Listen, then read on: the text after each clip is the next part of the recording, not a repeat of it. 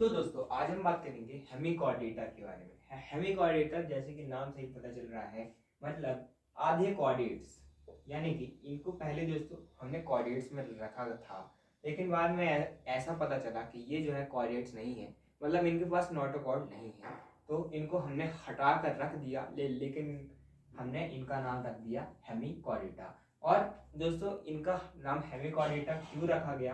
क्योंकि दोस्तों इनके पास एक नोटोकॉर्ड जैसा ही स्ट्रक्चर होता है इनके कॉलर रीजन में, जिसको हम दोस्तों कहते हैं स्टोमोकॉर्ड।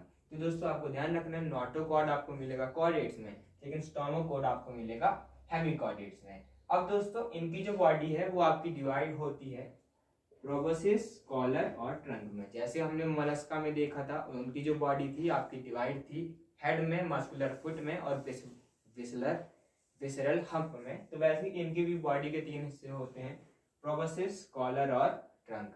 तो प्रोबोसिस दोस्तों क्या होता है? प्रोबोसिस जो है आपका हेड का ऊपर वाला हिस्सा होता है, और ये जो है दोस्तों एक एक्सक्रीटरी, दोस्तों ये एक एक्सक्रीशन का दोस्तों ये आपका काम करता है, आपका प्रोबोसिस। ये दोस्तों आपका एक ग्लैंड होता है जो कि एक्सक्रीटरी ऑर्गन का दोस्तों काम करता है। और दोस्तों इनका जो सर्कुलेटरी सिस्टम है, यानी कि जो ब्लड जो है वो कैसे जो है इनके सेल्स तक पहुंचता है, तो वो क्या है आपका ओपन है। मतलब अगर दोस्तों आपका ये हार्ट है, ये मान लीजिए आपका ये ऐसे हार्ट है, तो हार्ट से दोस्तों ब्लड आया, और ब्लड जो है दोस्तों ऐसे बहुत सारे सेल्स पर लगातार दोस्तों ऐसे चले जाता है, यानी कि जो सेल्स हैं वो लगभग नहा लेते हैं ब्लड में। मतलब इसी से जो है उनका जो है गैसेज एक्सचेंज हो जाता है। कोई भी इनके पास ब्लड वेसल नहीं है कि सिस्टमैटिक मैनर में ब्लड अच्छी तरीके से पहुंचाया जाए कैपिलरीज के थ्रू। ये डायरेक्ट जो है ब्लड को डाल देते हैं सेल्स के ऊपर, और सेल अपना ऑक्सीजन ले लेते हैं। तो ये जो है इनमें ओपन सर्कुलेटरी सिस्टम है। तो दोस्तों आपको ध्यान रखना है कि ओपन सर्कुलेटरी सिस्टम आपको जो दोस्तों देखने को मिलता है हेमिकॉर्डेटा में और मोलस्का में, आर्थ्रोपोडा में, मतलब एनालिडा और कॉर्डेटा को छोड़कर जिन जिन के पास सर्कुलेटरी सिस्टम है, एनालिडा के पास सबसे पहले है, तो उसके पास क्या है? Close circulatory system. इसके बाद दोस्तों सबके पास क्या है? ओपन सर्कुलेटरी सिस्टम है, कॉर्डेट्स को छोड़ के, क्योंकि वो बहुत सबसे ज्यादा एडवांस है। तो आर्थ्रोपोडा, मोलस्का और उसके बाद ये इनका हेमिकॉर्डेटा, तो ये भी है दोस्तों, ये जो है इनका ओपन सर्कुलेटरी सिस्टम है, मतलब कोई भी इनमें ब्लड वेसल नहीं है, डायरेक्ट जो है सेल जो है वो बात हो जाते हैं ब्लड के अंदर। और जो है इनका रेस्पिरेटरी ऑर्गन क्या है? गिल्स है। तो आपको ध्यान रखना है कि हेमिकॉर्डेटा में रेस्पिरेटरी ऑर्गन्स कौन से हैं? गिल्स हैं, जिनसे ये अपना सांस लेते हैं। पानी में रहते हैं तो इनकी गिल्स होंगी, और हमने देखा था मोलस्का में भी आपके पास गिल्स थी, और आपके पास इकानोडर्मेटा में क्या था? वाटर वेस्कुलर सिस्टम था रेस्पिरेशन करने के लिए भी। तो इनके पास क्या है? रेस्पिरेशन सिस्टम के लिए इनके पास है गिल्स। सिमेट्री कौन सी है इनकी? बायलेटरल सिमेट्री है, क्योंकि ये क्या है? मैरीन वॉर्म लाइक एनिमल्स हैं। मैरीन यानी कि समुद्र में रहने वाले, ये क्या है? वॉर्म लाइक, यानी कि जो वॉर्म्स होते हैं वैसे ये दोस्तों ऑर्गेनिजम्स हैं। तो ये अगर दोस्तों बना हुआ है, तो मैं दोस्तों इसको सिर्फ एक ही प्लेन में दो हिस्सों में डिवाइड कर सकता हूँ।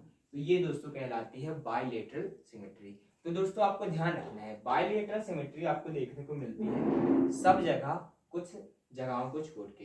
रेडियल सिमेट्री आपको सिर्फ देखने को मिलेगी तीन जगहों पर। वो आपको देखने को मिलती है निडेरिया में, टीनोफोरा में और इकाइनोडर्मेटा के एडल्ट्स में। बाकी सब जगह आपको मिलेगी दोस्तों बायलेटरल सिमेट्री। स्पॉन्जेस में आपको कोई भी सिमेट्री नहीं मिलेगी, तो आपको ध्यान रखना है ये। और ये क्या है? ट्रिप्लोब्लास्टिक एनिमल्स हैं। ट्रिप्लोब्लास्टिक के साथ ये दोस्तों आपके सीलोमेट एनिमल्स भी हैं। अब ट्रिप्लोब्लास्टिक क्या होता है? ट्रिप्लोब्लास्टिक होता है कि एक ऑर्गेनिज्म के अंदर कितनी जर्म लेयर्स हैं जिनसे जो है ऑर्गन्स डिराइव होते हैं। तो इनमें दोस्तों तीन इनकी जर्म लेयर्स होती हैं, एक्टोडर्म, एंडोडर्म और मेसोडर्म। और क्या होता है? ये जो है सीलोमेट होते हैं, यानी कि बॉडी वॉल और गट वॉल, यानी कि एंडोडर्म और एक्टोडर्म के बीच में क्या होता है दोस्तों? आपका सीलोम होता है, यानी कि बॉडी कैविटी एक दोस्तों पाई जाती है। तो सीलोम दोस्तों आपका कहाँ से शुरू हो जाता है? एनालिडा से शुरू हो जाता है और बाद में चलते रहता है। तो आपको ध्यान रखना है, एनालिडा के बाद सब आपके क्या है? सीलोमेट है। एसेलमेंथिस क्या है? आपका सूडोसीलोमेट है। उससे पहले क्या है? सब एसिलोमेट है, यानी कि उनमें सीलोम नहीं है। इसके बाद दोस्तों इनके आपको दोस्तों एग्जाम्पल दोस्तों याद कर लेने हैं, जिनका नाम है बेलेनोग्लॉसिस और सैकोग्लॉसिस। तो इसको आप दोस्तों ऐसे याद रख सकते हैं, आप इनकी फोटो देख के देख सकते हैं कि जो कॉलर रीजन है वो थोड़ा इनका स्टाइलिश होता है। तो स्टाइलिश दोस्तों जैसे इनका कॉलर रीजन है वैसे ही इनका नाम भी है। बेलेनोग्लॉसिस दोस्तों आप जानते हैं बेलेनो एक बहुत ही स्टाइलिश गाड़ी होती है, और सैकोग्लॉसिस भी एक बहुत ही स्टाइलिश दोस्तों एक गाड़ी होती है मारुति सुजुकी से, आप इसको याद रख सकते हैं। इसके बाद दोस्तों ये था हेमिकॉर्डेटा के बारे में। इसके बाद हम पढ़ेंगे कॉर्डेटा को। तो आप अगर आपको वीडियो अच्छा लगा तो चैनल को जरूर सब्सक्राइब कीजिएगा, और दोस्तों आपको ध्यान रखना है कि इसमें एक्सटर्नल फर्टिलाइजेशन होता है।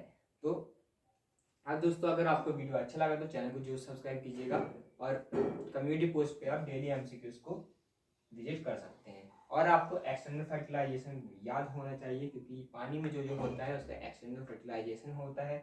पानी में जो में दोस्तों कौन कौन रहते हैं, पॉरीफेरा को छोड़कर आपका जो इकाइनोडर्मेटा हो गया और हेमिकॉर्डेटा हो गया, मोलस्का हो गया, इन सब में दोस्तों आपका एक्सटर्नल फर्टिलाइजेशन होता है स्पॉन्जेस को छोड़ के जो जो पानी में रहते हैं। तो आपको दोस्तों ये ध्यान रखना है। अगर आपको वीडियो अच्छी लगी तो चैनल को जो सब्सक्राइब कीजिएगा, डेली एमसीक्यूज के लिए आप कम्युनिटी पोस्ट को विजिट कर सकते हैं। एनिमल किंगडम के पिछले वीडियोज आप प्लेलिस्ट से देख सकते हैं डिस्क्रिप्शन की। Thanks for watching, keep learning.